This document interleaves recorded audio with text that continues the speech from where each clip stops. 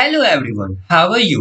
I hope you all are fine. आज हम लोग national institute of open schooling का secondary course science and technology book 2 module 7 human and environment का lesson number 31 food production and animal husbandry जो bio का chapter है पढ़ने जा रहे हैं। तो चलिए शुरू करते हैं। Hello dear students, hope you all will be fine. Today we have new chapter number 31, food production and animal husbandry. So let's start the chapter. Since ancient times, humans have gathered plants and hunted animals for food. Later, humans became dependent on agriculture to fulfill their needs for food. Agriculture is a composite term that includes all those activities which involve appropriate utilization of earth's resources for fulfillment of human needs of food, fodder, fiber, and fuel, etc. तो पुराने समय से जो human beings है वो plants और के part को इकट्ठे करके उन्हें खाते थे या फिर जानवरों का शिकार करके अपने भोजन के लिए उन्हें यूज करते थे। बाद में ह्यूमन एग्रीकल्चर पे डिपेंड हो गया अपने खाने की जरूरतों को पूरी करने के लिए। एग्रीकल्चर एक ऐसा टर्म है जिसमें जो ह्यूमंस है वो अर्थ के रिसोर्सेस को पूरे अच्छे से यूटिलाइज करते और अपने नीड्स जो भी फूड को उनको जरूरत होती है अपने नीड्स को पूरा करते हैं। जैसे कि जितने भी फूड है, फॉडर जानवरों के लिए, फाइबर और जो फ्यूल्स है वो सब अर्थ रिसोर्सेस से प्राप्त करते हैं। From time immemorial, India has been famous for its spices and fruits such as mangoes. Columbus actually embarked on a voyage to discover India for its spices, during the course of which he reached America instead. Agriculture includes growing of crops, fruits, flowers, and vegetables on one hand, and animal husbandry and fisheries on the other. This lesson will help you know about the methods of food production and animal husbandry as is being carried out in our country. तो पुराने time से जो India है वो अपने मसालों के लिए, अपने फलों के लिए बहुत ही प्रसिद्ध रहा है और जो भारत का जो आम है वो सबसे ज्यादा प्रसिद्ध फल है। कोलंबस समुद्री यात्रा से रियलिटी में भारत आना चाहते थे, बट भारत के आने की बजाय वो अमेरिका पहुंच गए। वो यहाँ के मसालों के लिए भारत आना चाहते थे। एग्रीकल्चर में क्या क्या होता है? क्रॉप्स को प्रोडक्शन होता है, फ्रूट्स, फ्लावर्स और वेजिटेबल्स का प्रोडक्शन होता है। और वहीं दूसरी तरफ एनिमल हस्बेंड्री जिसमें पशु पालन किया जाता है, फिशेस मछली पालन किया जाता है, मत्स्य पालन किया जाता है। यह लेसन आपको समझने में मदद करेगा कि कैसे फूड प्रोडक्शन के मेथड्स को और एनिमल हस्बेंड्री पशुपालन किया जाता है हमारे देश में।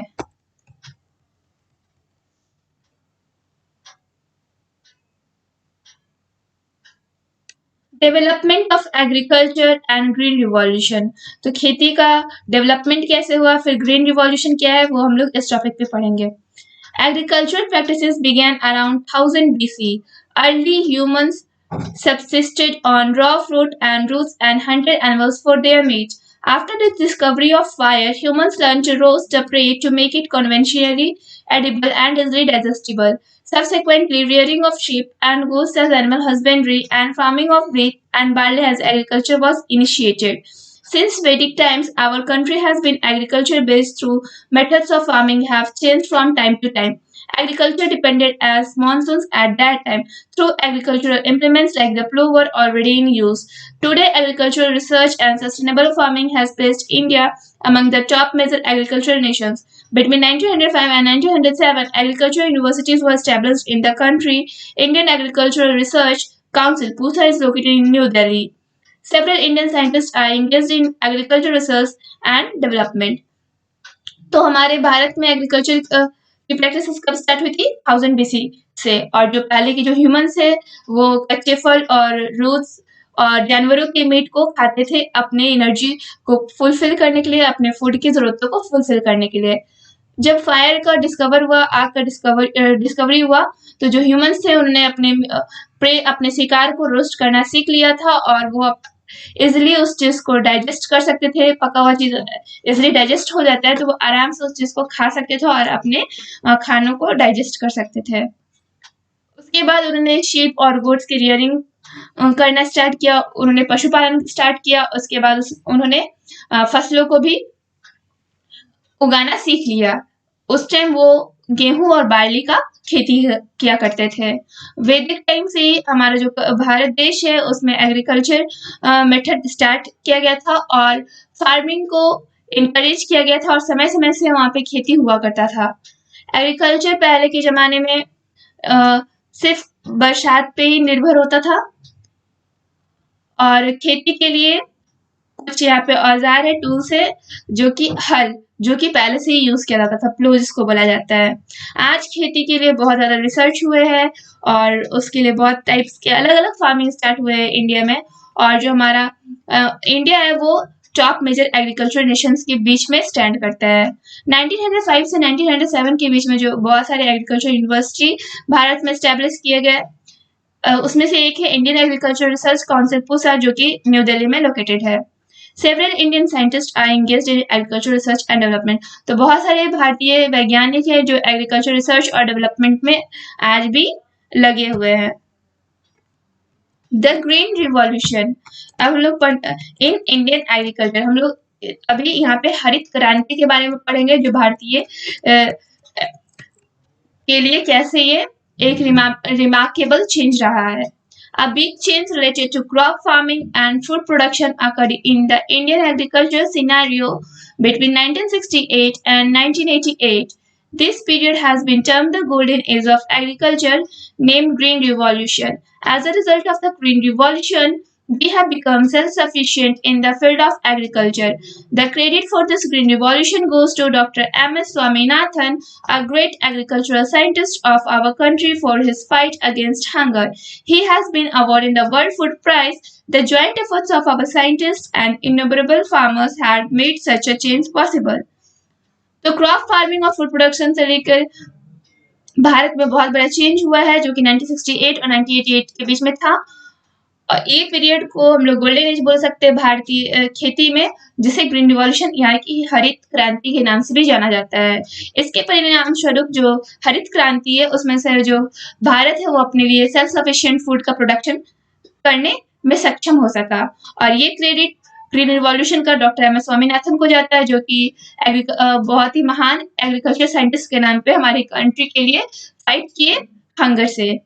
उन्हें अवार्ड दिया गया था, उन्हें सम्मानित किया गया था वर्ल्ड फूड प्राइज से, और उनके मेहनत के कारण जितने भी हमारे जो साइंटिस्ट हैं और जो किसान हैं उन्होंने इतने बड़े चेंज को पॉसिबल कर पाया। Green Revolution was initiated with improved wheat and rice farming. Under the Green Revolution, agricultural aid increased in the fields with limited area due to the use of improved technology and additional resources. For the food security of India's growing population, agriculture productivity got enhanced, but sustainability of improved agriculture proved to be a major challenge. तो green revolution का जो भी starting हुआ था तो वो wheat और rice farming को लेकर पहले उसको इम्प्रूव किया गया था। उसके बाद ग्रीन रिवॉल्यूशन के अंदर जितने भी खेती का तरीका है उससे इंक्रीज किया गया था, उसे बढ़ावा दिया गया था। उसके बाद जो लिमिटेड फील्ड एरिया था उसको भी टेक्नोलॉजी और एडिशनल रिसोर्सेज के हेल्प से इम्प्रूव किया गया, और फूड सिक्योरिटी को भी इंडिया में बढ़ावा दिया गया, क्योंकि हमारे इंडिया में पॉपुलेशन लगातार बढ़ते जा रहे हैं और जितनी भी एग्रीकल्चर प्रोडक्टिविटी उन चीज को इनहेंस किया गया, बढ़ाया गया। लेकिन जो सस्टेनेबिलिटी है एग्रीकल्चर के लिए वो अभी भी मेजर चैलेंज है, क्योंकि हमारा जो देश है उसमें जो पॉपुलेशन है वो लगातार बढ़ते जा रहे हैं। As time passed, fertilizers and pesticides began to be used for increasing productivity. On the other hand, ecological balance got upset and productive capacity of the earth began to decline. Today, even though agricultural self-reliance has increased, the harmful impact on soil and humans has also come to sight. Organic farming is now being encouraged to sustain the benefits of green revolution. The following are necessary for sustaining green revolution. तो जैसे जैसे time गुजरता गया वैसे वैसे fertilisers और pesticides का use ज्यादा होने लगा क्रॉप की प्रोडक्टिविटी को बढ़ाने के लिए। लेकिन वहीं दूसरी ओर अगर किसी चीज का ज्यादा यूज करते हैं तो उसका कुछ हार्मफुल इफेक्ट भी पड़ता है। तो हम लोग जब फर्टिलाइजर्स और पेस्टिसाइड्स का ज्यादा यूज करने लगे तो जो इकोलॉजिकल बैलेंस है वो बर्बाद हो गया, और जो प्रोडक्टिव कैपेसिटी है हमारे अर्थ का वो उसमें भारी गिरावट हुई। आज भी जो एग्रीकल्चर है वो हम लोग का हम लोग उसमें इंक्रीज कर लिया अपने एग्रीकल्चर टेक्निक्स को, हम लोग खेती को बढ़िया कर ली है, लेकिन जो उसका हार्मफुल इम्पैक्ट है सॉइल और ह्यूमंस पे, वो दोनों अभी देखने को मिल रहा है। ऑर्गेनिक फार्मिंग भी आज के ज़माने में इंकरेज किया जा रहा है, उस चीज़ को बढ़ावा दिया जा रहा है ग्रीन रिवॉल्यूशन के बेनिफिट्स के लिए। और यहाँ पे नीचे कुछ कैरेक्टरिस्टिक्स दिए गए हैं जो कि ग्रीन रिवॉल्यूशन को सस्टेन करने के लिए नेसेसरी है। Today we are at crossroads. We have to decide whether we let status quo prevail or we try to advance further. तो हम लोग आज एक ऐसे चौराहे पे खड़े हैं जहाँ पे हम लोग को यह निर्णय करना होगा कि हम लोग अपने स्टेटस को अच्छा बनाए रखें या फिर हम लोग अपने टेक्नोलॉजी को एडवांस करें। So here are the some points. Industries that manufacture agriculture implements, pumps, fertilizers and insecticides need to establish. वैसा इंडस्ट्री जो एग्रीकल्चर इम्प्लीमेंट्स जैसे कि पम्प्स, फर्टिलाइजर्स और इंसेक्टिसाइड्स को मैन्युफैक्चर करता है, उनको बढ़ावा देने की कोशिश है, उनके निर्माण के लिए निर्माण करना जरूरी है। Irrigation and power projects are to be encouraged to receive a regular supply of water and energy for farming. तो सिंचाई के लिए और जो पावर प्रोजेक्ट्स है उनको इंकरेज करना होगा ताकि हम लोग को पानी के लिए रेगुलर सप्लाई मिल सके जल के लिए, और जो भी फार्मिंग के लिए एनर्जी वो हम लोग को मिलता रहे। Research and developmental institutes are needed for the generation of new healthy pest resistant and high quality crops. तो जितने भी जो रिसर्च है या फिर जो डेवलपमेंटल इंस्टीट्यूट्स है उनके जनरेशन के लिए यह जरूरी है कि हम लोग के पास नए क्वालिटी का और हाई क्वालिटी का क्रॉप्स हो जिसमें पेस्ट रेसिस्टेंस एबिलिटी हो, उसमें कीड़े ना लग सके जल्दी, और उनके जो सीड्स हो वो हेल्दी हो सके। Under the aegis of the Green Revolution, encouragement to sustainable organic farming may be given as part of awareness campaigns in villages as well as cities. Also, there needs to be enhancement of decision-taking skills and increased competencies in this regard. तो Green Revolution के अंदर क्या है कि जो sustainable organic farming है उनको encourage करने की जरूरत है, और वो शहरों में भी किया जा सकता है और गांव में भी यूज लगाया जा सकता है। उसके थ्रू कैंपेन्स के हेल्प से हम लोग यह जागरूकता फैला सकते हैं, और हम लोग को स्किल्स और कॉम्पिटेंसी की रिगार्ड में भी अपने आप को एनहांस करने की जरूरत है।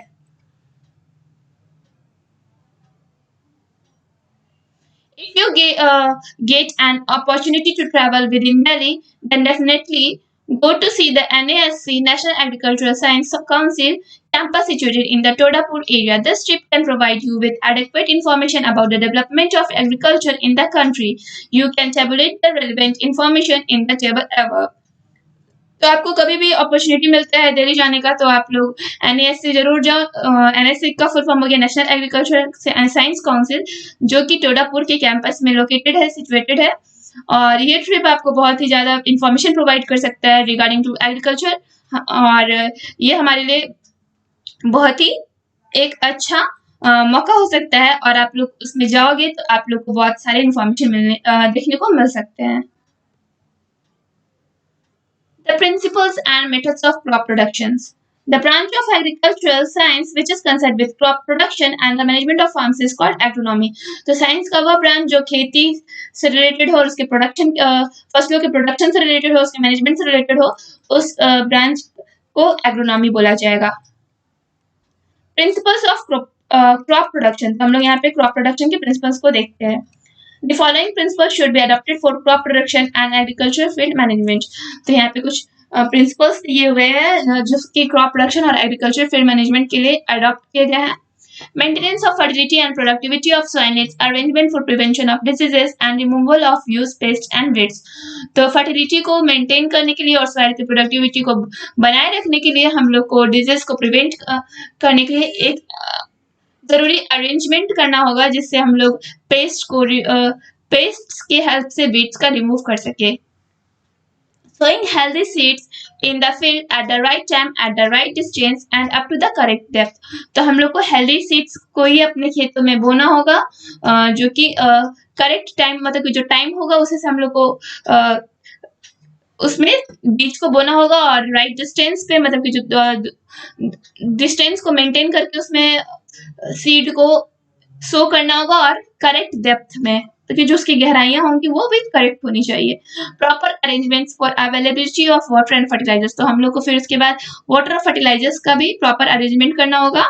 Selection of right crop types in accordance with variation in type of soil and climate, तो मिट्टी के प्रकार और क्लाइमेट के अनुसार हम लोग को राइट क्रॉप्स का सिलेक्शन भी करने आना चाहिए।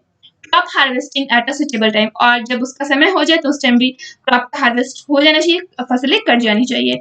साइंटिफिक स्टोरेज ऑफ हार्वेस्ट, और जो कटा हुआ अनाज है उनका जो स्टोरेज हो वो साइंटिफिक तरीके से होने चाहिए। Use of multiple cropping and mixed farming, तो हम लोग को मल्टीपल क्रॉपिंग और मिक्स्ड क्रॉपिंग फार्मिंग पे भी ध्यान देना चाहिए। क्रॉप रोटेशन भी करना चाहिए। सॉइल इंप्रूवमेंट एंड मैनेजमेंट, और सॉइल की इंप्रूवमेंट और मैनेजमेंट की ओर भी काम करना चाहिए। मेथड्स ऑफ क्रॉप प्रोडक्शन, अब क्रॉप प्रोडक्शन के हम लोग यहाँ पे मेथड्स के बारे में जानेंगे। Following is a list of the main methods of crop production, यहाँ पे कुछ लिस्ट दिए गए हैं जो कि क्रॉप प्रोडक्शन के मेन मेथड्स है। First one is crop rotation, then mixed farming, multiple cropping, organic farming. So let us now get detailed information about each one of these methods. तो ये जितने भी मेथड्स दिए गए हैं उनको एक एक करके हम लोग आराम से उसके डिटेल्स के बारे में जानेंगे, उनके इंफॉर्मेशन को इकट्ठा करेंगे। फर्स्ट में हम लोग क्रॉप रोटेशन के बारे में जानेंगे। Growing of crops in a predetermined sequence at a particular time is called crop rotation. तो फसलों का प्रीडिटरमाइंड सीक्वेंस में मतलब कि पूर्व निर्धारित क्रम में हम लोग को बोना, उस समय से उस चीज को क्या बोलेंगे? Crop rotation. In this method, those crops are grown first that require more water. Subsequently, crops requiring less water are grown on the same field. तो इस मेथड में क्या होता है कि वैसे क्रॉप्स को पहले बोएंगे जिसे पानी की ज्यादा आवश्यकता है, उसके बाद फिर वैसे प्लांट्स को बोएंगे जिन्हें पानी की कम आवश्यकता है एक ही फील्ड में। For instance, first rice is planted then gram. इसके एग्जाम्पल में क्या हो गया कि पहले जो जिस प्लांट को ज्यादा पानी की जरूरत है जैसे कि राइस, तो उसे पहले प्लांट करेंगे, उसके बाद फिर जो ग्राम आता है उसे प्लांट करेंगे। Similarly, first those crops are grown which require more fertilizers. Subsequent to this, those crops are planted that require less fertilizers. फिर उसके बाद वैसे प्लांट्स को बोएंगे, ग्रोन करवाएंगे हमारे फील्ड में जिन्हें ज्यादा फर्टिलाइजर्स की आवश्यकता है। उसके बाद फिर वैसे क्रॉप्स को हम लोग डालेंगे अपने खेत में जो कि जिन्हें कम फर्टिलाइजर्स की जरूरत है। For instance, first potatoes are grown then moong pulses. तो इसके एग्जांपल हो गया, पहले हम लोग पोटैटोज को डालेंगे अपने खेत में, उसके बाद फिर मूंग को। Similarly, first deep rooted crop are grown and then those with smaller roots. For example, cotton is planted first and then methi. तो वैसे ही हम लोग पहले जो जिस क्रॉप का रूट डीप में जाएगा उसे बोएंगे, उसके बाद फिर छोटे जिनके रूट से उनको बोएंगे। एग्जाम्पल के लिए पहले हम लोग कॉटन को अपने खेत में लगाएंगे, उसके बाद मेथी को लगाएंगे। If you are connected in some way to villages or farming, then you must have noticed that wheat is planted in November and cut in March और अप्रैल। तो आप किसी भी तरीके से गांव या खेती से जुड़े हुए हो तो आप लोगों ने नोटिस किया होगा कि जो वीट है उसका प्लांटेशन कब होता है? नवंबर में, और कट कब किया जाता है? मार्च और अप्रैल में। Rice is planted in June July and cut in October and November, और जो राइस है उसको जून और जुलाई के बीच में बोया जाता है और जो अक्टूबर या नवंबर के बीच में काटा जाता है। The soil that lies fallow between these two grain crops is fertilized by farmers to plant a leguminous crop. और बीच के टाइम में जो बीच के समय में जो हम लोग के लिए टाइम बच जाता है उसमें हम लोग क्या करते हैं? लेग्यूमिनस क्रॉप्स का खेती करते हैं। इट मीन्स दलहन की खेती। Peas, beans and pulses are leguminous crops. जो पीस है, बीन्स है और जो पल्सेस है वो कौन से क्रॉप्स है? Leguminous crops. They harbor nitrogen fixing bacteria in roots. These microbes convert the free nitrogen found in the atmosphere into usable form. Hence, after harvesting of these crops, the soil remains fertile for other crops. तो ये जो leguminous crops है वो एक nitrogen fixing bacteria उनके roots में रहते हैं। जो ये जो माइक्रोब्स है वो क्या करते हैं? फ्री नाइट्रोजन जो कि एटमॉस्फेयर में रहता है उसको यूजेबल फॉर्म में कन्वर्ट कर देते हैं, और उसके बाद हार्वेस्टिंग के बाद जो क्रॉप्स है उसमें उस सॉइल में अदर क्रॉप्स के लिए नाइट्रोजन फिक्स रहता है पहले से। बेनिफिट्स ऑफ क्रॉप रोटेशन, इससे पहले हम लोग यहाँ पे फिगर 31.1 लिखेंगे जो कि रूट नोड्यूल्स है लेग्यूमिनस क्रॉप्स का, जिसमें ये जो नोड्यूल्स है उसमें नाइट्रोजन फिक्सिंग बैक्टीरिया मौजूद है। ठीक है, तो यहाँ पे हम लोग क्रॉप रोटेशन के फायदों को जानेंगे। Maintains fertility of fields and affords soil nutrition due to abundance of nitrogen. तो जो भी फर्टिलिटी को वो मेंटेन रखता है और जो फील्ड है उसके जो सॉइल का न्यूट्रिशन है उसमें भी जो नाइट्रोजन है वो उसमें अबंडेंस में रहता है, मतलब कि ज्यादातर उसमें पाया जाता है। इंक्रीजेस क्रॉप प्रोडक्शन, ये क्रॉप प्रोडक्शन को इंक्रीज करता है। प्रिवेंट सॉइल इरोजन, मिट्टी के कटाव को रोकता है। इकोनॉमिकल क्रॉप प्रोडक्शन, और ये हमारे आर्थिक रूप से भी हमें मदद करता है। Crop production effective use of available resources, और जो भी हमारे लिए रिसोर्सेज अवेलेबल है उनका यूज इफेक्टिव तरीके से करने में मदद करता है। Control of insects and disease affecting crops, और जो भी इंसेक्ट्स और डिजीज है जो क्रॉप्स को अफेक्ट करते हैं उनको भी ये कंट्रोल करता है। Regular income through out the year, और इनसे हम लोग को पूरे साल भर रेगुलर इनकम भी हो सकता है। Mixed cropping, mixed cropping is the growing of two or more than two crops at the same time in the same field. For instance, mixed cropping of wheat with peas, of with wheat, mustard, or groundnut with sunflowers. During this process, the crop seeds are combined and scattered in the fields, or they are planted in separate rows as their maturation time and harvesting time are different. Mix cropping में क्या होता है कि इसमें दो और दो से ज्यादा फसलों को मिला के एक समय में एक ही फील्ड में बोया जाता है। और इसके एग्जांपल हो गए मिक्स क्रॉपिंग के कि व्हीट और पीस को एक साथ मिला के बोया जाता है, या फिर जो व्हीट है और जो मस्टर्ड है उन्हें एक साथ लगाया जा सकता है, या फिर जो ग्राउंडनट और जो सनफ्लावर्स है उनको एक साथ लगाया जा सकता है। इस प्रोसेस में जो क्रॉप का जो सीड्स है वो कंबाइन करके फील्ड में स्कैटर किया जाता है, और या फिर उन्हें सेपरेट रोज में भी लगाया जा सकता है, क्योंकि उनके जो मैचुरेशन टाइम्स है और जो हार्वेस्टिंग टाइम्स है वो एक दूसरे से डिफरेंट होते हैं। The biggest advantage of mixed cropping is that the farmer gets two crops simultaneously at one time or within a short interval of time from the same field. Mixed cropping also maintains soil fertility. तो जो भी एक बड़ा लाभ हो सकता है ऐसे किसानों को कि जो मिक्स क्रॉपिंग है वो एक समय में दो क्रॉप्स को एक साथ पा सकते हैं, वो भी कम समय में और एक ही फील्ड से।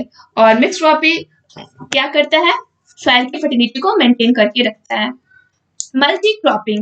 Multi-cropping is the planting of 2 to 4 crops during the same year in the same field. Multi-cropping is only possible when we plant crops that require planting for a shorter period of time. For better results, properly managed field is essential. In fact, multi-cropping uh, is an ideal solution for a country facing food problems. Several crops become available at the same time for a smaller area. तो multi cropping में क्या होता है कि इसमें एक field में हम लोग एक ही साल में 2 से 4 फसलों को लगा सकते हैं। मल्टी क्रॉपिंग तभी पॉसिबल है जब हम लोग ऐसे फसलों को चुनाव करें जिसमें कम समय में ही वो हार्वेस्टिंग में तैयार हो जाए, मतलब कि उनका जो फसल है वो तैयार हो जाए। और इसके बेटर रिजल्ट्स के लिए हम लोग को एक प्रॉपर मैनेज फील्ड की आवश्यकता पड़ती है। इनफैक्ट जो मल्टी क्रॉपिंग है वो एक आइडियल सॉल्यूशन है वैसे कंट्री के लिए जिनमें फूड प्रॉब्लम्स की बहुत ही भारी समस्या उत्पन्न हो, फूड से रिलेटेड प्रॉब्लम। और इसमें बहुत सारे क्रॉप्स एक बार में अवेलेबल हो जाएगा और भी स्मॉल एरिया से एक ही समय में। Here is the classification of crops.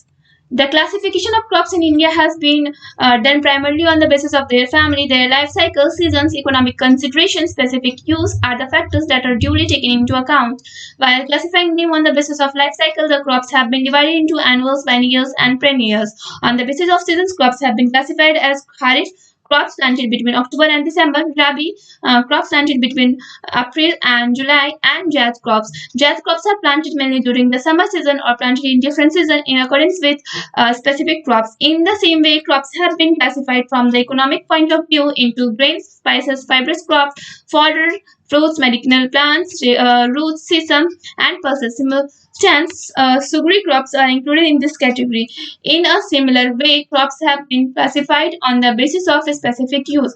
For example, intermediate crops, gas crops, soil protective crops, and green fertilizers. In our country, crops are given priority mainly in the basis of seasons. तो हम लोग यहाँ पे crops के classifications के बारे में जानेंगे। हमारा जो इंडिया है उसमें क्रॉप्स की क्लासिफिकेशन के बहुत सारे तरीके हैं, जैसे कि उनके फैमिली, पहले तो उनके फैमिली से रिलेटेड कि उनके लाइफ साइकिल से, उन जो सीजन में हम लोग लगाते हैं उनसे रिलेटेड, या फिर जो इकोनॉमिक कंसिडरेशन है उसके यूजेस से रिलेटेड जो भी चीज़ें हम लोग उसके बेसिस पे हम लोग अपने क्रॉप्स को क्लासीफाई करते हैं। जो क्रॉप्स है उनको हम लोग डिवाइड किए हैं एनुअल्स, बाइनियल्स एंड पेरेनियल्स में। What is annuals? तो वो जो सालाना होता है। बाइनियल्स जो कि एक साल को छोड़ के अदर साल में हम लोग यूज करते हैं, और पेरेनियल्स जो कि लिविंग फॉर सेवरल ईयर्स, जो कि सेवरल ईयर्स के लिए रहता है। और हम लोग सीजन्स के आधार पे जो क्रॉप्स हैं उनको हम लोग खारिफ क्रॉप्स के हिसाब से डिवाइड किया, और राबी क्रॉप्स के हिसाब से। जो खारिफ क्रॉप्स क्या है तो वो वैसे क्रॉप्स जो कि अक्टूबर एंड दिसंबर के बीच में प्लांट किया जाता है, और जो राबी क्रॉप्स है वो अप्रैल और जुलाई के बीच में प्लांट किया जाता है, और जो जैद क्रॉप्स है वो समर के टाइम में प्लांट किया जाता है, और वो भी मेनली समर के टाइम में प्लांट किया जाता है, और ऐसे डिफरेंट सीजन में भी इसका प्लांटेशन होता है, जो कि और उसी सेम वे में जो क्रॉप्स है उनको भी क्लासिफाई कर सकते हैं इकोनॉमिक पॉइंट ऑफ व्यू से, कि जिनसे हम लोग को इकोनॉमिकली हेल्प मिल रहा है। जो ग्रेन्स है, स्पाइसेस है, फाइब्रस क्रॉप्स है, फॉडर है, फ्रूट्स है, मेडिकल प्लांट्स है, या फिर रूट्स, सीसम एंड पल्सेस है, और जितने भी सूर्य क्रॉप्स है वो सब इकोनॉमिक पॉइंट ऑफ व्यू के तौर पर हम लोग उसको कैटेगराइज करते हैं। और उसी वे में जो क्रॉप्स है उनको हम लोग और भी डिफरेंट वेज में स्पेसिफिक यूज के लिए क्लासिफाई कर सकते हैं, जैसे कि एग्जांपल के जो इंटरमीडिएट क्रॉप्स है, कैश क्रॉप्स हो गए, सॉइल प्रोडक्टिव क्रॉप्स हो गए, एंड जो ग्रीन फर्टिलाइजर्स है। हमारे देश में जो क्रॉप्स है उनको हम लोग सीजन के बेसिस पे मेनली प्रायोरिटी देते हैं।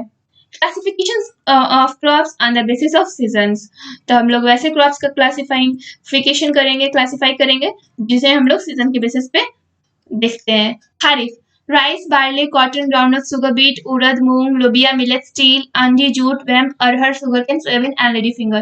तो ये जितने भी एग्जांपल है वो सारे खरीफ के अंतर्गत आते हैं। रबी, wheat, millets, grain, mustard peas, बारसीम, मसूर, पोटैटोस, टोबैको, लाही, अंजीर। और ये जितने भी यहाँ पे क्रॉप दिए गए वो सब राबी के अंतर्गत आते हैं। Zaid, pumpkin, watermelon, red melon, gourd, turai, cucumber, green chillies, tomatoes and sunflower. जितने भी यहाँ पे क्रॉप्स है वो सारे जैद के अंतर्गत आते हैं। ये सारे जो एग्जाम्पल्स हैं वो रेस्पेक्टिव क्रॉप सीजन से रिलेटेड क्लासिफाई किए गए हैं। Ask your elders about medicinal properties of like turmeric, basil, garlic, ginger and spices like black pepper and cloves etc. तो आप अपने एल्डर से पूछ सकते हो कि ये जो भी यहाँ पे टर्मरिक है, तो हल्दी जो है उसके औषधीय गुण क्या है, जो तुलसी है या फिर जो लहसुन है, अदरक है, जैसे मसाला हो गया ब्लैक पेपर और लौंग, इन सब के औषधीय गुण क्या क्या है। This information can be beneficial you for you through out your life. और जो भी आपको औषधीय गुण इन सारे के बारे में पता चलेगा वो आपके पूरे जीवन काल में आपके लिए बहुत ही लाभदायक होगा। Organic farming, Organic farming works in conjunction with nature and is not opposed to it. It targets high quality crop yields through the use of various techniques in such a way that the natural environment is not adversely affected. It also ensures that humans who inhabit this natural environment are not affected in a negative way. You will see related information in section 31.3. जो organic farming है वो nature के conjunction पे work करता है और ये उसको अपोज नहीं करता है, और ये हाई क्वालिटी क्रॉप्स को इल्ड करने में, गेन करने में हेल्प करता है।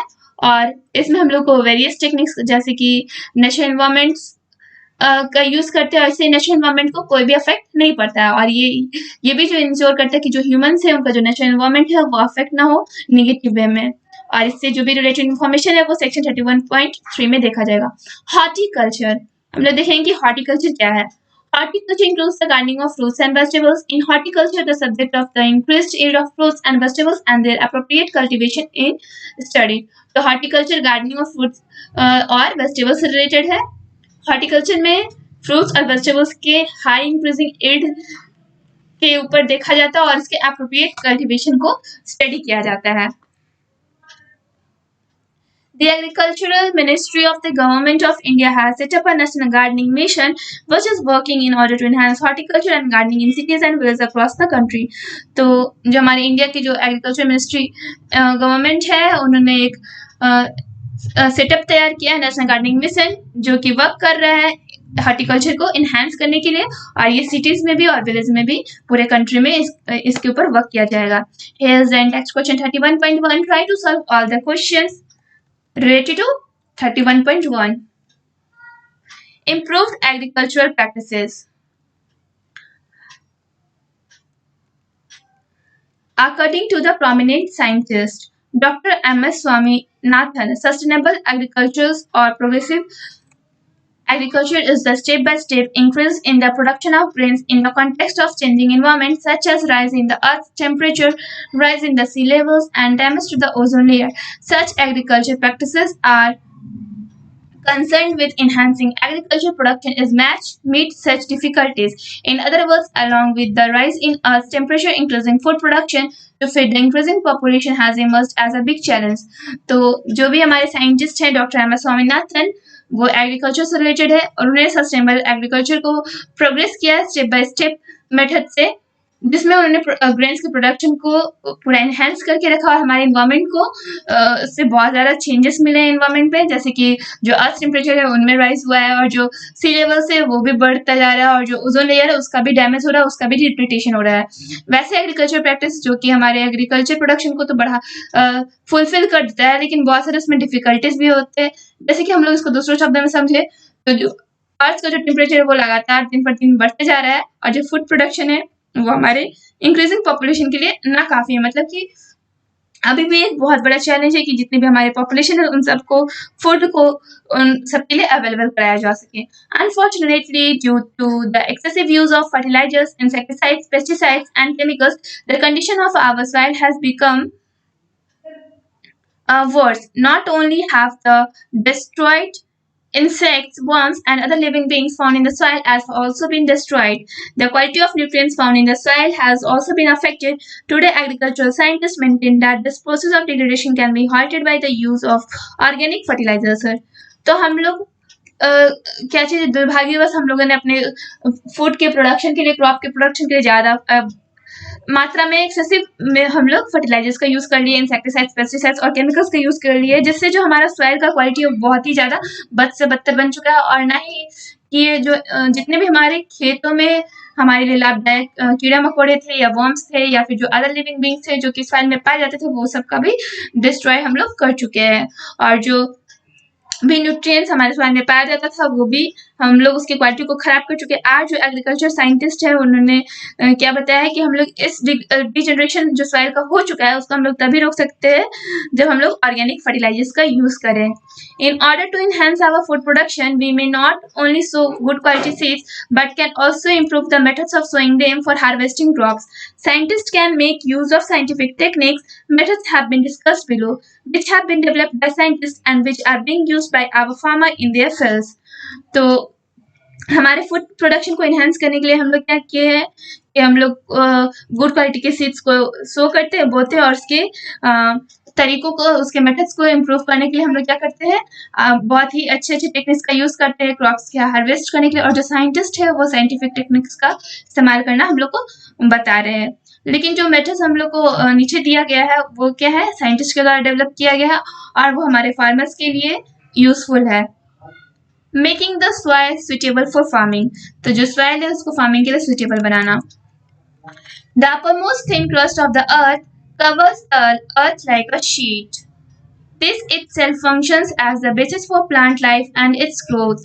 It functions as a natural medium. This upper crust is formed of the products derived from various kinds of stones that have combined with organic products. तो जो upper most अर्थ का जो लेयर है top soil है thin crust का, एक sheet से cover होता है और ये क्या करता है कि प्लांट लाइफ और इसके ग्रोथ के लिए खुद से बढ़िया से फंक्शन करता है। और ये जो फंक्शन है वो नेचुरल मीडियम के थ्रू होता है। और जो अपर क्रस्ट है वो प्रोडक्ट्स और दूसरी चीज को डिराइव करता है स्टोन से, जैसे कि ऑर्गेनिक प्रोडक्ट्स को। Farming begins with the formation of the top soil. This is a significant process that helps the top soil become more fertile. After mixing fertilizers in the top soil, the top soil is labeled and made loose with the use of agricultural implements like spade, plow and other agricultural implements. तो खेती का जो शुरुआत हुआ है वो होता है वो पहले टॉप सॉइल से के फॉर्मेशन से होता है और एक सिग्निफिकेंट प्रोसेस है जो कि टॉप सॉइल को फर्टाइल बनाने के लिए बहुत ज़्यादा हेल्पफुल है। और हम लोग जब फर्टिलाइजर्स मिलाते हैं टॉप सॉइल में तो उसको फिर उसके बाद उसको लेवल अप करते हैं, उसके बाद उसे लूज करते हैं डिफरेंट एग्रीकल्चर इम्प्लीमेंट्स से, जैसे कि स्पेड कुदाल से, प्लो हल से और भी अदर एग्रीकल्चर इम्प्लीमेंट्स इसमें यूज किए जाते हैं। Treatment of seeds. Seeds are attached easily by tiny microbes. The crops that is grown with a diseased seed will also be diseased. In order to save these seeds from disease, farmers treat them by immersing chain in chemicals such as cerosane and agrosane. These chemicals limit the damage done by these microbes to plants. After treating them once, these seeds can be sown. जो seeds होते हैं वो टिनी microbe से attach होते easily attach हो जाते हैं। तो जो क्रॉप्स अगर जिसमें डिजीज लगा हुआ तो उसको हम लोग फिर से बोएंगे तो वो भी डिजीज वाला ही क्रॉप फिर से वो पैदा होगा। तो हम लोग इस चीज को सेव करने के लिए जो हमारे फार्मर्स है वो क्या कर रहे हैं, उसे इमर्जिंग चेन ऑफ केमिकल से उससे ट्रीट कर रहे हैं, जैसे कि सेरोसिन और एग्रोसिन का यूज कर रहे हैं। और ये जो केमिकल्स है वो क्या करता है, प्लांट्स के जो प्लांट्स में जो माइक्रोब्स होते हैं उनको डैमेज कर देता है, और उसके बाद जिसे ट्रीट करके जो सीड्स है उनको बोया जा सकता है। The preparing of seed field and taking care of new plants. Seeds of some crops like rice and some vegetables are not sown directly in the main fields. Firstly, these seeds are sown in the planted field. After a certain period, they are planted in the main field. These small plants are called newborns, navodit in Hindi. When the farmers prepare the plant fields, there are following facts should be taken into account. तो बहुत सारे जो crops है जैसे कि rice या जो vegetables है वो डायरेक्टली मेन फील्ड्स में नहीं बोया जाता है, उससे पहले उसे अलग जगह पे बोया जाता है। उसके बाद फिर कुछ टाइम बीतने के बाद उसमें से उसे निकाल करके मेन फील्ड में ले जाके बोया जाता है। और इस चीज को क्या बोला जाता है, जो स्मॉल प्लांट्स होते हैं उन्हें न्यूबॉर्न्स या फिर नवोदित बोला जाता है। और इससे जो फार्मर्स है पहले प्लांट फील्ड्स को प्रिपेयर करते हैं, उसके बाद फिर नीचे में कुछ स्टेप्स दिए गए उस चीज को फॉलो करते हैं।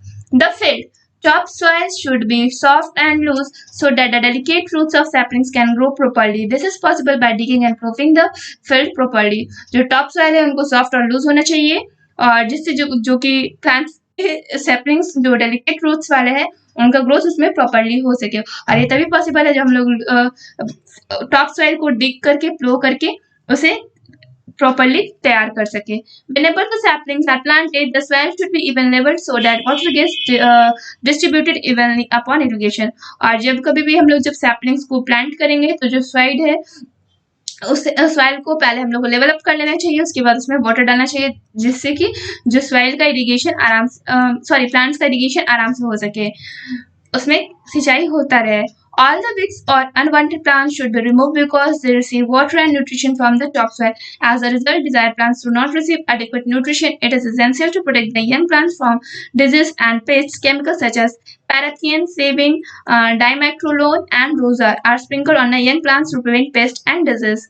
तो जितने भी वीड्स और जो अनवांटेड प्लांट्स हैं उनको रिमूव कर देना चाहिए, क्योंकि जो वो भी वाटर एंड न्यूट्रिशन को टॉप सॉइल से गेन करते रहते हैं, रिसीव करते रहते हैं, और इसके परिणाम स्वरूप जो हम लोग डिजायर्ड प्लांट्स हम लोग जो सॉइल में लगाए हैं उन्हें एडुकेट न्यूट्रिशन और सपोर्ट नहीं मिल सकता है, वाटर नहीं मिल पाता। और इस चीज को अपने यंग प्लांट्स को प्रोटेक्ट करने के लिए डिजीज से और पेस्ट से केमिकल का छिड़काव करते रहना चाहिए, जैसे कि जो पैराथियन है, सेविन है या डाइमाइक्रोलोन है या फिर रोजारी, ये सबका छिड़काव यंग प्लांट्स पे करते रहना चाहिए ताकि वो पेस्ट और डिजीज से बचे रह सके। Transplantation. The process of shifting the new plants from the field where they were sown to the main field is called transplantation. Plants containing at least 4 to 5 healthy leaves should be selected for transplantation. Saplings should be sown at a sufficient distance from each other so that their roots can penetrate deep into the soil and receive adequate nutrition. Before the actual transplantation, the field should be plowed and fertilizer spread over it. As well as rice and vegetables like tomatoes and brinjals are sown by this method. तो transplantation क्या है, इसमें जो भी process है इसमें new plants को transfer करना, शिफ्ट करना छोटे फील्ड से बड़े फील्ड में, इस चीज को क्या बोलते हैं, मेन फील्ड में ट्रांसप्लांटेशन है। वैसे प्लांट जिसमें 4-5 हेल्दी लिव्स हो उस चीज को सिलेक्ट करना चाहिए ट्रांसप्लांटेशन के लिए। और जो सैपलिंग्स है उनको पहले सफिशिएंट डिस्टेंस, मतलब एक दूसरे से अच्छे से डिस्टेंस बना करके उस चीज को बोना चाहिए अपने खेत में, ताकि जो उनका जो रूट्स है वो डीप में जाके डीपली जा सके और उसमें जो भी न्यूट्रिशन हो एडिक्वेट मात्रा में उस चीज को रिसीव करते रहे। और एक्चुअल ट्रांसप्लांटेशन के पहले हम लोग को क्या करना चाहिए, जो हमारा सॉइल है उसको हल से पहले प्लफ कर लेना चाहिए, उसके बाद उसे फर्टिलाइजर्स उसके ऊपर स्प्रेड कर देना चाहिए। उसके बाद जो राइस और या फिर जो वेजिटेबल्स है जैसे कि टोमेटोज और जो ब्रिंजल्स है वो इस मेथड के द्वारा ट्रांसप्लांट किया जाता है। The use of fertilizers and manure. तो जो भी फर्टिलाइजर्स और मैन्योर है उनके यूजेस के बारे में देखेंगे। For healthy growth, crops need nutrients which they receive from the topsoil. A total of 16 nutritive elements are needed by plants. Plants receive carbon and oxygen from air, oxygen and hydrogen from water, and the remaining 30 nutrients, minerals are received from the soil. तो जो हमारे crops के लिए जो भी healthy nutrients होता है तो क्रॉप्स के लिए वो टॉप सोइल से वो रिसीव करते हैं, उन्हें 60 न्यूट्रिटिव एलिमेंट्स की जरूरत होती है प्लांट्स को, और जो प्लांट्स है वो कार्बन ऑक्सीजन एयर से रिसीव कर लेते हैं, और जो ऑक्सीजन और हाइड्रोजन है वो वाटर से भी रिसीव कर लेते हैं, और जो कि रिमेनिंग 30 न्यूट्रिएंट्स है वो सॉइल से रिसीव करते हैं। यहाँ पे एक बॉक्स में दिया गया essential nutritive elements for the plants, तो जो भी न्यूट्रिटिव एलिमेंट्स है एसेंशियल प्लांट्स के लिए वो यहाँ पे बॉक्स में शो अप किया गया है, जिसको देख लेते हैं। Out of the total number of nutrient elements 6 are needed by plants in larger quantity, these are called macronutrients. These include nitrogen, phosphorus, potassium, calcium, magnesium and sulfur. Out of the 30 nutrient elements obtained from the soil, these are 7 that are needed in a small quantity. These are called micronutrients. These include iron, manganese, boron, zinc, copper, molybdenum and chlorine. तो 16 जो nutrient element है उसमें से जो 13 nutrient element है उसमें जो 6 है वो प्लांट्स को लार्जर क्वांटिटी में चाहिए, इसे मैक्रोन्यूट्रिएंट्स बोला जाता है, और इसमें nitrogen, phosphorus, potassium, calcium, magnesium और सल्फर है। और जो बच गया जो 7 उसे जो प्लांट्स है उनको कम मात्रा में चाहिए, उसे माइक्रोन्यूट्रिएंट्स बोलते हैं, और इसमें क्या क्या गया iron, manganese, boron, zinc, copper, molybdenum and chlorine. Manure and fertilizers provide all these nutrient elements to topsoil and help in obtaining better harvest. Depending on varying kind of topsoil and crops, different kind of organic manure and fertilizers are used. Now here we shall learn in details about organic manure and fertilizers in section 31.4. तो जो manure और जो fertilizers है वो हमारे topsoil को essential nutrient provide करवाता है ताकि हमें better harvest obtain हो सके, और टॉप सॉइल और क्रॉप्स के डिपेंड करता है कि वो कैसे है, तो उनके ऊपर क्या होता है कि जो different kinds of organic manure और फर्टिलाइजर्स को यूज किया जाता है कि हमारा सॉइल कैसा है, हमारा क्रॉप्स कैसे है, उसके बेसिस के अकॉर्डिंग हम लोग ऑर्गेनिक मैन्यूर और फर्टिलाइजर्स का यूज करते हैं, और हम लोग इस चीज के बारे में डिटेल स्टडी करते हैं। The use of plant growth regulators, यहाँ पे हम लोग देखेंगे कि प्लांट ग्रोथ रेगुलेटर्स का यूज क्या है और कैसे होता है। The chemicals that control the rate of growth of plants are called plant growth regulators. All the plants contains growth regulators that are determining the height of plants and the size of fruits. For better growth of crops, we can use growth regulators such as auxin, gibberellin, cytokinin, abscisic acid, etc. You shall learn about them in details in the next class. तो हम लोग अपने plants को growth करने के लिए बहुत सारे केमिकल्स प्लांट की ग्रोथ को कंट्रोल करने में हम लोग केमिकल्स यूज करते हैं, उसे प्लांट ग्रोथ रेगुलेटर्स बोला जाता है। और ये जो प्लांट ग्रोथ रेगुलेटर्स है वो प्लांट्स के हाइट को डिटरमाइन करते हैं, उनके साइज फ्रूट्स के साइज को डिटरमाइन करते हैं। हम लोग बेटर ग्रोथ के लिए हम लोग क्रॉप्स के लिए कौन कौन से केमिकल्स यूज करते हैं growth regulators, auxins, गिबरलिन्स, cytokinin, abscisic acid, और इन सब के बारे में आप लोग डिटेल स्टडी करोगे नेक्स्ट क्लास में। Irrigation, irrigation is necessary for the proper growth of crops. Irrigation depends upon the characteristics of the topsoil and the type of crops.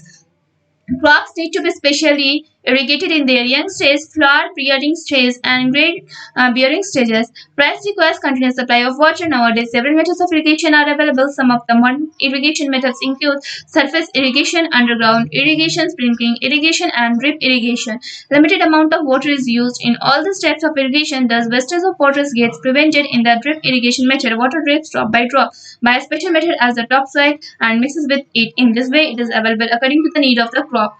These techniques have been successfully employed in deserts for growing crops. तो irrigation हमारे proper growth के लिए बहुत ही जरूरी है। Process irrigation में क्या किस चीज पे डिपेंड करता है कि टॉप सॉइल का कैरेक्टरिस्टिक कैसा है और हम लोगों ने किस टाइप का क्रॉप अपने फील्ड में लगाया है। क्रॉप्स के लिए स्पेशली यंग स्टेज में इरिगेशन की बहुत ज़्यादा ज़रूरत होती है। जब वो फ्लावर बियरिंग स्टेज में होता है या फिर जब ग्रेन बियरिंग स्टेज में होता है, जिस टाइम उसमें ग्रेन लगता है तो भी उस टाइम उसको सिंचाई की जरूरत पड़ती है।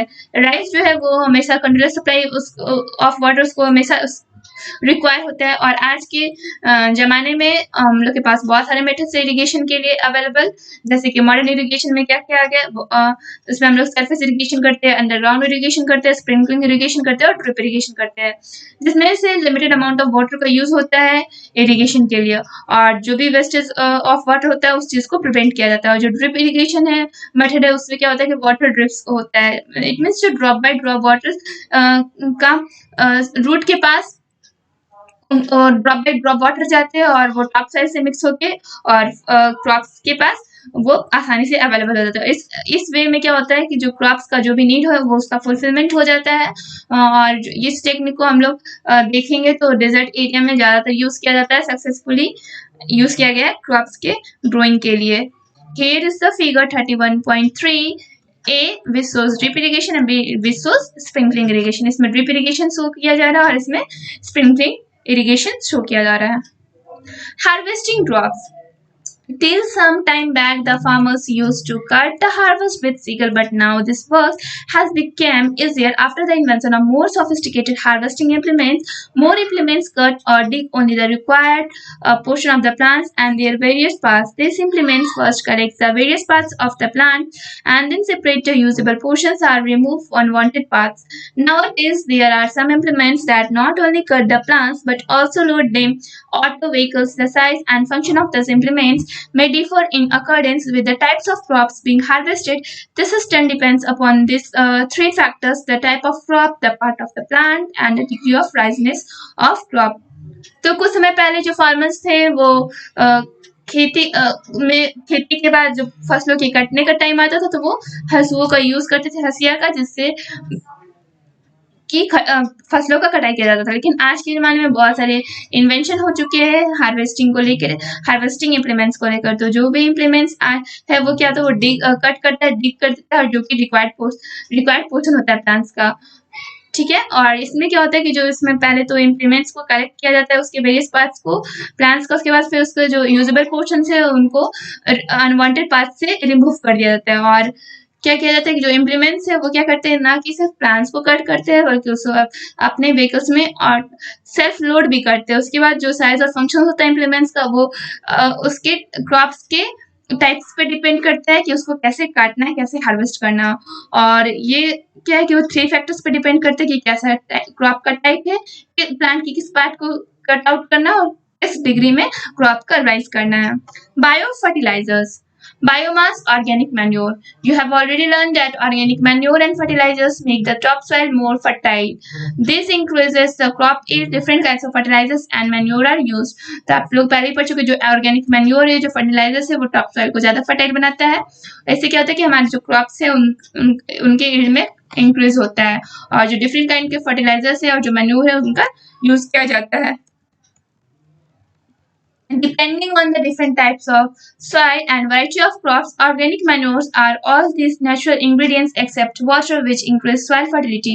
When mixed with the soil from the scientific perspective, organic manure includes material remnants such as grass, the dropping urine of birds, animals, or parts of organisms, etc. As well, all nutrients are contained in this remnants in small quantity. In previous decades, our farmers used an excessive quantity of fertilizers in order to increase their crop is. This unfortunately had a negative effect on both the topsoil and human health. Organic manure includes vermicompost, cow dung, and green manure, etc. Nowadays, emphasis is being laid on a sustainable use of organic manure as a major alternative to fertilizers.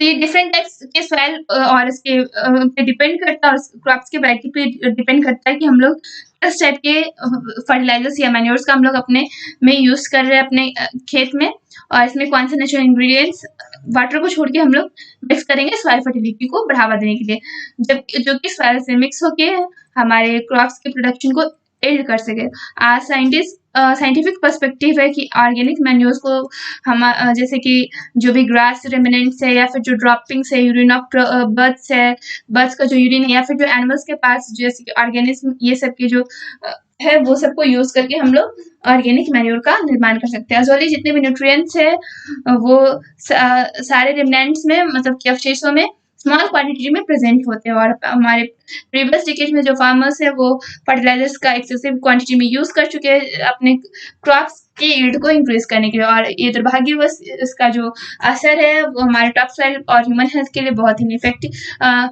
Negative effect पड़ा है हमारे health पे और top soil के ऊपर। जो organic manure है वो उसमें वर्मी कंपोस्ट हो सकता है इंक्लूड, या फिर काऊ डंग, गाय का गोबर, या फिर जो ग्रीन मैन्योर है, ये सब हम लोग यूज कर सकते हैं। आज के ज़माने में यह जोर दिया जा रहा है कि हम लोग को ऑर्गेनिक मैन्योर का ही यूज करना है अपने खेतों में, फर्टिलाइजर्स की जगह पे। Since manure is derived from organic products it is termed organic fertilizers. जो मैन्योर है वो ऑर्गेनिक प्रोडक्ट से डिराइव किया जाता है, इसलिए उसे ऑर्गेनिक फर्टिलाइजर्स भी बोला गया है। Following is a list of some commonly used organic manure. यहाँ पे कुछ कॉमन यूज के ऑर्गेनिक मैन्योर का लिस्ट दिया गया है। Vermicompost. Vermicompost is also called earthworm culture manure और vermiculture. Earthworms are termed the true friends of the farmers or the natural plover. The earthworms feed on cow dung, dry leaves, grass, remnants of rice plants, and plant refuse in the fields, and they leave their excrements products in the form of vermicompost. This is a complete natural nutrients-rich and balanced kind of fertilizers. Vermicomposting can become an income-generating venture for unemployed rural boys and girls. The vermicompost को earthworm culture या फिर vermi culture भी बोला जाता है। इसमें क्या होता है कि जो अर्थवर्म होता है उन्हें किसानों को ट्रू फ्रेंड्स या फिर नेचुरल प्लफर्स भी बोला जाता है। जो अर्थवर्म्स है वो cow dung, dry leaves, grass, remnants of rice plants और प्लांट्स को खाते हैं। उसके बाद अपने एक्सक्रीमेंट्स को, अपने वेस्ट को वर्मी कंपोस्ट के फॉर्म में छोड़ देते हैं। और ये एक कंप्लीट नेचुरल प्रोसेस है जिसमें न्यूट्रिएंट्स भी रहता है और इसमें फर्टिलाइजर्स भी बैलेंस तरीके से रहता है। और जो वर्मी कंपोस्ट है वो एक इनकम जनरेटिंग वेंचर बन सकता है, जो कि गांव में जो भी बॉयज और जो गर्ल्स है वो अनएम्प्लॉयड है उनके लिए। Compost. Compost is a manure created out of the decomposition of household wastage such as refuse of vegetable and animals, which is part in a ditch in the home backyard. तो जो compost है उनका creation कैसे होता है? तो house hold के decomposition से, जैसे कि जो वेजिटेबल्स या फिर जो एनिमल्स है उनके क्रिएशन से, जो कि हम लोग घर के बैकयार्ड में उसके गड्ढे में बना सकते हैं उसको डिग्रेड करके। Farm yard manure. As the name suggests, this is a mixture of urine excrements of animals, fall remnants and garbage. तो जैसे कि हम लोग को इसके नाम से ही पता चल रहा है कि ये किसका मिक्सचर हो सकता है, जो भी एनिमल्स के यूरिन एक्सक्रीमेंट्स का और उनके फॉडर का, रेमिनेंट्स और गार्बेज, ये सब का मिला के हम लोग फार्म यार्ड मैन्योर तैयार कर सकते हैं। Fertilizers. Fertilizers contains 1, 2 or 3 essential nutrients in large amounts. These fertilizers are prepared commercially in a factory. Nitrogenous fertilizers are usually given into 2 or 3 doses. Before transplantation, some of these fertilizers are mixed in topsoil. NPK is the name of the prominent fertilizer. The N stands for nitrogen, P for phosphates, and K represents potassium. The names of other fertilizers are potassium, urea, sulfate, superphosphate, and ammonium phosphate, and curate of potash. तो fertiliser से उनमें एक 2 या 3 essential nutrients होते हैं, वो भी large amount में। और ये जो फर्टिलाइजर्स है उन्हें फैक्ट्री में कमर्शियली प्रिपेयर किया जाता है। और जो नाइट्रोजनस फर्टिलाइजर से वो खेतों में 2 से 3 बार डाले जाते हैं और ट्रांसप्लांटेशन के पहले, उसके बाद फिर ये फर्टिलाइजर्स में मिक्सअप होके टॉप सॉइल में इन्हें मिक्स किया जाता है। और जो फर्टिलाइजर्स है इनका एनपीके नाम है। एन किसके लिए स्टैंड होता है? नाइट्रोजन के लिए, पी फॉस्फेट के लिए और के पोटेशियम को रिप्रेजेंट करता है। और ये जो फर्टिलाइजर्स है इनके नाम है इनमें कौन कौन से न्यूट्रिएंट्स मिलते हैं? पोटेशियम, यूरिया, सुपर फॉस्फेट और अमोनियम फॉस्फेट और क्यूरेट ऑफ पोटास। ये सब अदर फर्टिलाइजर्स के नेम्स है। Here is the case study. आप लोग इसको सेल्फ स्टडी करोगे केस स्टडी को।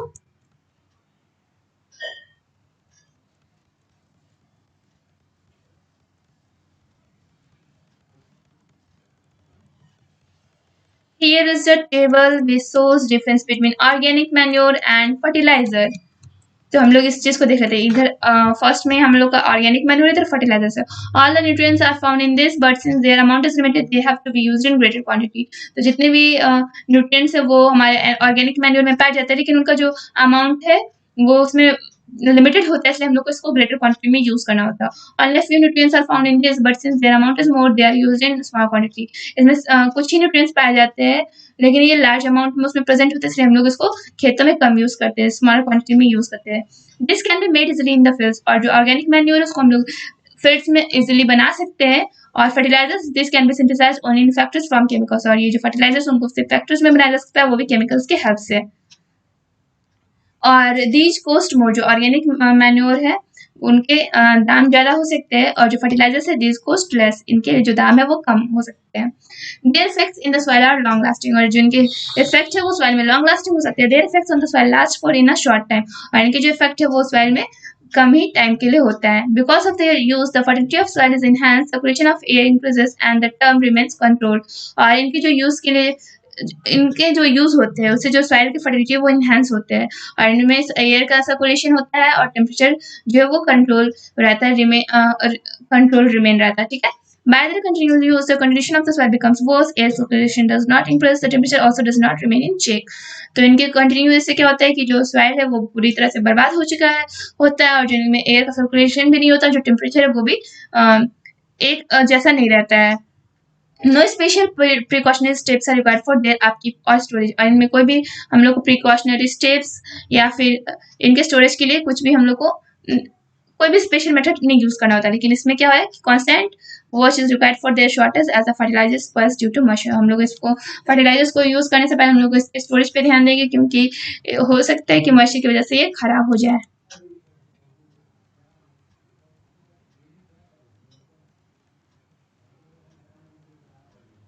प्रोटेक्शन ऑफ द हार्वेस्ट, हम लोग हार्वेस्ट के प्रोटेक्शन देखेंगे। In the field crops are vulnerable to insects, weeds as well as diseases. For getting better crop yield, weeds have to be removed. In addition, growing crop need to be protected from pests. तो हमारे field में जो crops है वो insects के प्रति vulnerable हो जाते हैं, मतलब कि जो इंसेक्ट है वो क्रॉप्स में लग जाते हैं और इसमें डिजीज भी हो सकते हैं। जैसे हम लोग अपने क्रॉप को बेटर बनाने के लिए क्या करेंगे, जो बीड्स है उसको रिमूव करेंगे और उसमें जो ग्रोइंग क्रॉप है उसके प्रोटेक्शन के लिए हम लोग पेस्ट से प्रोटेक्शन के लिए हम लोग बहुत सारे मेथड का भी यूज करते हैं। Control of weeds.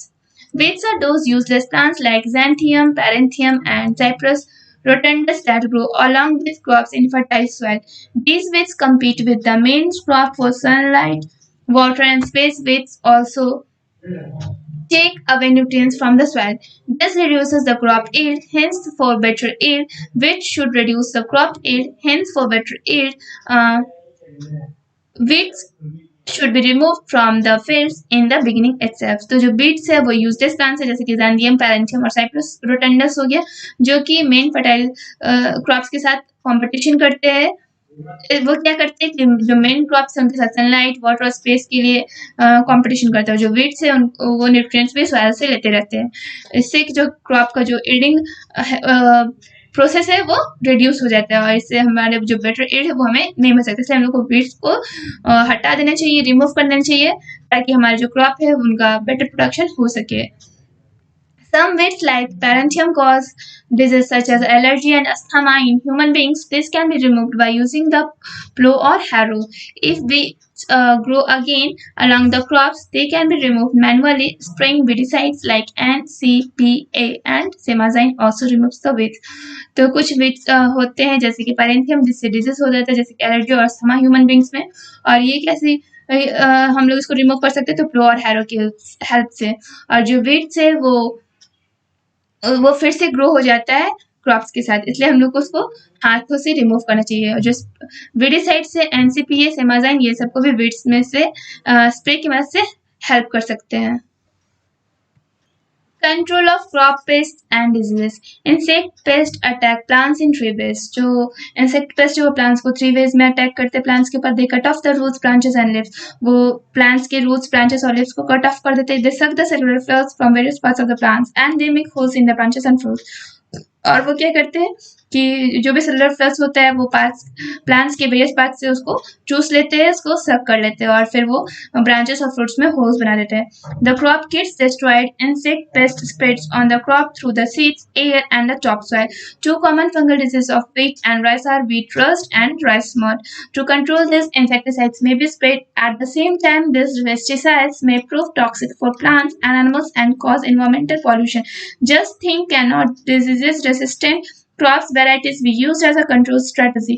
Along with chemical methods, biological control methods may be used. For example, some water weeds are eaten up by fish. तो इससे जो क्रॉप है वो कम्प्लीटली डिस्ट्रॉय हो जाता है। जो इंसेक्ट पेस्ट है वो क्रॉप्स पे स्प्रेड होके सीड्स, एयर और जो टॉप सॉइल से उनको हार्म करते हैं। और दो कॉमन फंगल डिजीज है वीट और राइस का। वीट का जो डिजीज है वो वीट रस्ट है और जो राइस का डिजीज है वो राइस मथ है।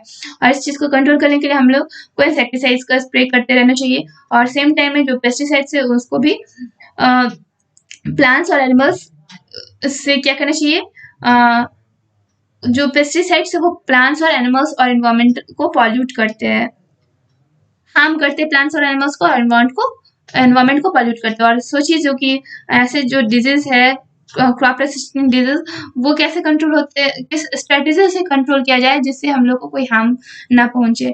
और जो केमिकल मेथड्स है, बायोलॉजिकल कंट्रोल मेथड्स है, ये सब का भी यूज हो सके। जैसे कि एग्जांपल है जो कि कुछ वाटर वेट्स है वो फिश के द्वारा खाए जाते हैं, खा लिए जाते हैं। जो वाटर में जो वेट्स पाए जाते हैं वो फिश के द्वारा खाए जाते हैं। तो ऐसे ही कुछ हम लोग को मेथड सोचना चाहिए जिससे कि हमारे हेल्थ पे, हमारे प्लांट्स, एनिमल्स या एनवायरमेंट पे कोई असर ना पड़े और वो वेट्स का आसानी से रिमूवल भी हो सके। Now we have the last topic for this video, which is storage of grain. अब हम लोग देखेंगे कि सब लोग हम लोग इसमें सारे इंपॉर्टेंट टॉपिक्स को देख चुके हैं। हम लोग के पास बस ग्रेन के स्टोरेज के बारे में पढ़ना बाकी है। After harvesting, grains need to be stored. If there is a lack of proper storage facilities, then the grain is vulnerable to attacks by insects, worms, fungi, and various kinds of microbes. In the same way, lack of adequate moisture and right temperature at the place of storage increases the possibility of rotting of grain. Because of all these reasons, the quality of grain declines, its weight reduces, and its capacity to bear grain decreases too. This reduces the price of the produce in the market. Following is a list of some techniques that have been developed to prevent the grain from deteriorating as well as maintaining their safe storage. तो harvesting के बाद हम लोग को grain को अच्छे से store करने की आवश्यकता होती है। अगर उसमें स्टोरेज की जो क्षमता है, फैसिलिटी, वो खत्म हो जाए तो हमारे ग्रेन्स को बहुत सारे अटैक्स, वल्नरेबल अटैक्स का सामना कर सकते हैं। जैसे कि इंसेक्ट उस पे अटैक कर सकते हैं, वर्म्स, फंगी, या फिर जो अलग वेरियस काइंड्स के जो माइक्रोब्स है वो भी उस पे अटैक कर देते हैं। इससे क्या होता है कि उसमें मॉइस्चर या फिर राइट टेम्परेचर ना मिले तो जो हमारा जो ग्रेन है वो सड़ना स्टार्ट हो जाता है और उसके क्वालिटी में भी डिक्लाइन हो जाएगा और जो वेट अपने कैपेसिटी को खो देगा कि वो नेक्स्ट फिर से अपने दूसरे क्रॉप्स का वो प्रोडक्शन कर सके। और इससे क्या होता है कि जो ग्रेन, जो हमारे पास जो ग्रेन है उसके प्राइस में भी रिडक्शन हो जाएगा और उसका मार्केट में कोई भाव नहीं मिलेगा। और यहाँ पे नीचे में कुछ टेक्निक्स दिए गए हैं जो कि हमारे स्टोरेज को सेफली मेंटेन करने के लिए हम लोग अपने यूज कर सके और हमारा जो ग्रेन है उसके प्राइस को डिटोरिएट होने से रोका जा सके। By drying, grain can be dried in the sun और it can be dried by exposing it to hot warm air. तो जो ग्रेन है उसको हम लोग सन के नीचे सुखा सकते हैं या फिर उसको ड्राई हॉट और वार्म एयर में भी एक्सपोज करके उसको सिखा सकते हैं जिससे उसका जो मॉइस्चर है वो खत्म हो जाए। By maintenance of storage vessels, और जो भी हम लोग स्टोरेज वेसल्स का यूज कर रहे हैं उसका मेंटेनेंस अच्छा हो सके। जैसे कि द गोडाउन, सैक्स, टैंक्स और vessels used for storage of grain should not have crack और holes in them, they should be clean. और जो भी हम लोग गोडाउन या फिर जो सैक्स या टैंक्स या फिर जो वेसल्स का यूज कर रहे हैं ग्रेन को स्टोर करने के लिए, उसमें कोई क्रैक ना हो, उसमें कोई होल ना हो और वो अच्छे से साफ हो। Chemical treatment, prior to storage, there is a sprinkling of insecticides and fungicides chemicals on the godowns and the storage vessel. Fumigation in the form of insecticidal mix or fumigant is also used. This is known as chemical treatment. Grain is also treated with neem leaves, black pepper, and oil. This is an organic cure that prevents insects from ovulating laying eggs. तो इसमें chemical treatment का भी एक बहुत बड़ा महत्व होता है। इसमें क्या होता है कि जो स्टोरेज से पहले इंसेक्टिसाइड्स और फंगिसाइड्स को क्या गोडाउन्स में और जहाँ पे हम लोग स्टोरेज बेसिस वहाँ पे स्प्रिंकल कर दें। और जो फ्यूमिगेशन है वो इंसेक्टिसाइडल्स मिक्स या फिर गेंड को एक फॉर्म में लाके उसको यूज करें और इसे क्या बोला जाता है, इस ट्रीटमेंट को केमिकल ट्रीटमेंट। इसमें जो ग्रेन है उसको नीम की पत्तियों के साथ या फिर जो ब्लैक पेपर या फिर जो ऑयल होता है उसके साथ भी उसको मिक्स करके रख सकते हैं जिसमें उसमें कोई भी इंसेक्ट ना लगे। और इसे ऑर्गेनिक क्योर बोलते हैं और जिससे जो इंसेक्ट्स को वो ओव्यूलेट करने में ओव्यूलेट करने से रोकता है। Ovulate means laying eggs, means वो इंसेक्ट को अंडे देने से रोकता है। Vessels related to storage. Nowadays, such storage vessels of specific shapes are being manufactured. They are not only air-free but also rodent-free and moisture-free. Also, they maintain an even temperature too. Some of their names are as follows: Pusa bin, Pusa cubite, Pusa kothar, Xylos. तो आज के ज़माने में बहुत सारे storage vessels है जिनके specific shape से और उसको आज बनाया जा रहा है, मैन्युफैक्चर किया जा रहा है। और ये ना सिर्फ एयर फ्री होता है बल्कि ये रोडेंट फ्री और मॉइस्चर फ्री भी होता है और इसमें टेम्परेचर भी मेंटेन रहता है। और इसमें से कुछ के नाम है Pusa bin, Pusa cubite, and Pusa kothar, Xylos. Here's the text question 31.2. Try to solve all the questions.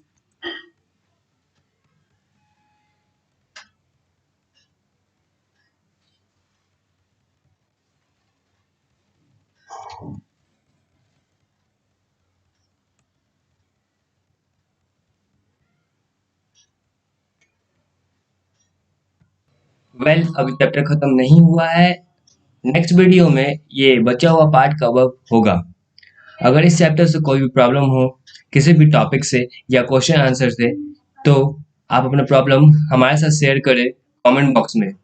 और हाँ, सारे इंग्लिश क्वेश्चन बनाने की कोशिश करें खुद से पहले, और मैं सारे का आंसर नेक्स्ट वीडियो में दिखा दूंगा।